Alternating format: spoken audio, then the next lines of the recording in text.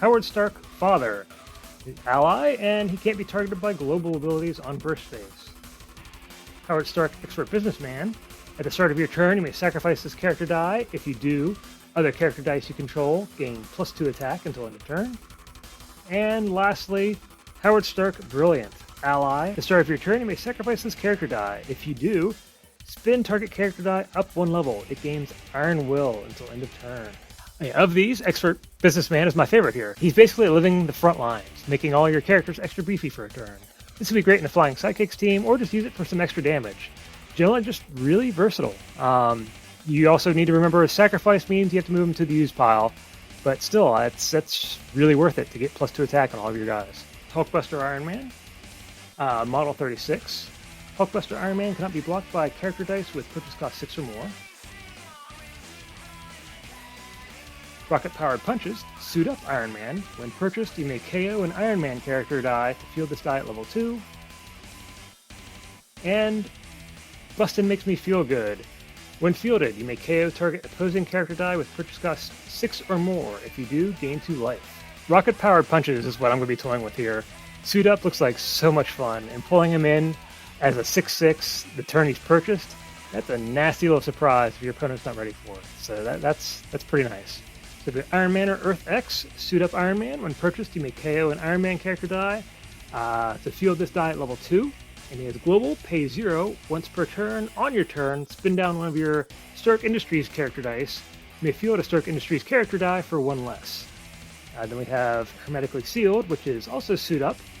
And Iron Man gains +1 attack and +1 defense for each other different active Stark Industries affiliated character. And then lastly, we have the Iron Manor Celestial Slayer, which has both the ability and the global from the previous 2, as well as Suit Up. I find it kind of funny that Celestial Slayer is sort of the Ortega Taco Girl with a why not both option.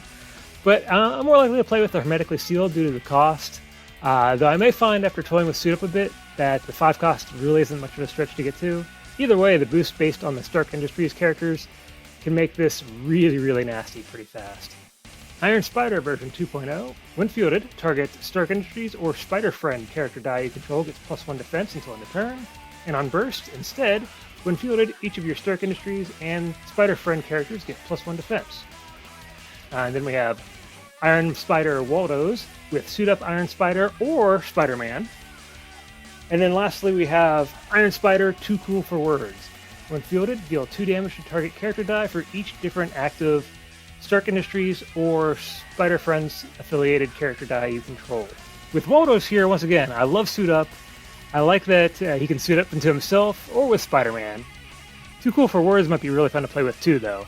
You can use it to clear out your opponent's problem characters, or every time I see something like this, it makes me think about Super Rare Jocasta.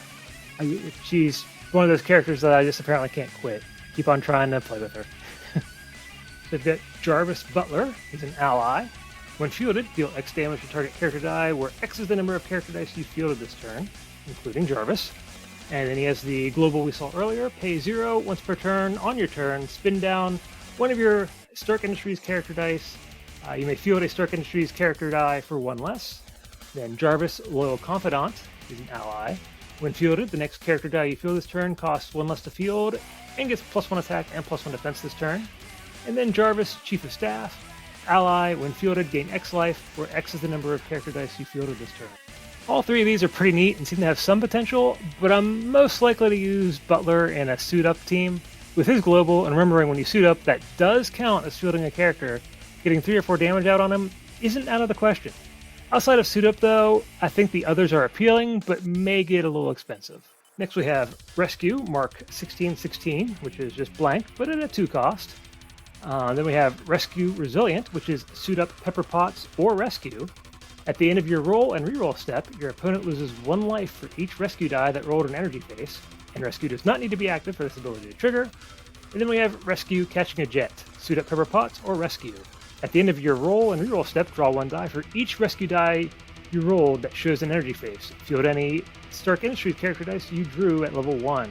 Return all other dice drawn this way to your bag. And once again, she does not need to be active for this to trigger. Like Iron Spider we saw before, she's another one that can suit up into herself. I like both Resilient and Catching a Jet. but Resilient is going to be the more consistently useful of the two, unless you can keep your bag empty and keep using Big Entrance or something to put Stark Industries characters in your bag.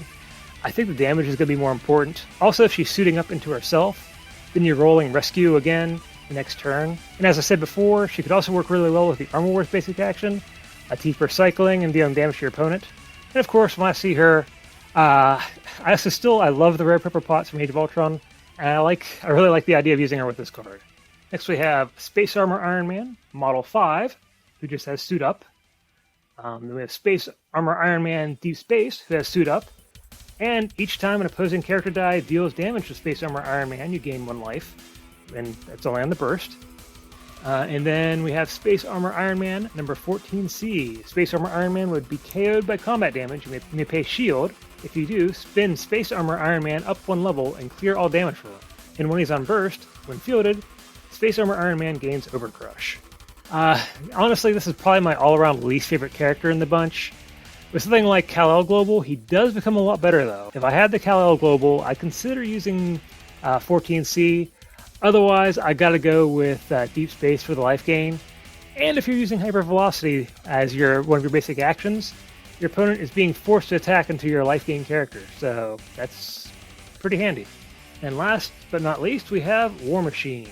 Model 11, Fast. Then War Machine Rhodey, Fast. When War Machine KOs an opposing character die with combat damage, deal 2 damage to your opponent. And then on burst, War Machine gets +1 attack. And then lastly, JRXL 1000.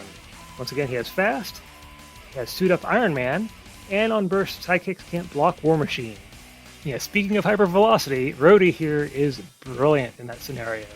Your opponent sends in a sidekick, Rhodey blocks, and they take 2 damage anyway. You have to attack? Well, send in Rhodey and a Pump Global. If I haven't made it clear yet, I do love Suit Up, and JRXL 1000 is pretty cool, but I love the thought of Rhodey with Hypervelocity a lot more than Suit Up. So this one's pretty cool. I like Rhodey a lot. And there we go. Those are all of our characters. I think Suit Up is just really cool and has a lot of potential. And with Rescue alone, Pepper Potts just becomes a card I really, really want to play with. For players who have the older cards, most notably Age of Ultron, all those Pepper Potts, Iron Man, and Spider-Man character cards just got a lot more intriguing. And even for new players, the cards I need to make full use out of Suit Up really shouldn't be too hard to find. I know I've got plenty of extras, and I'll probably be keeping a few in my bag just in case anyone needs them.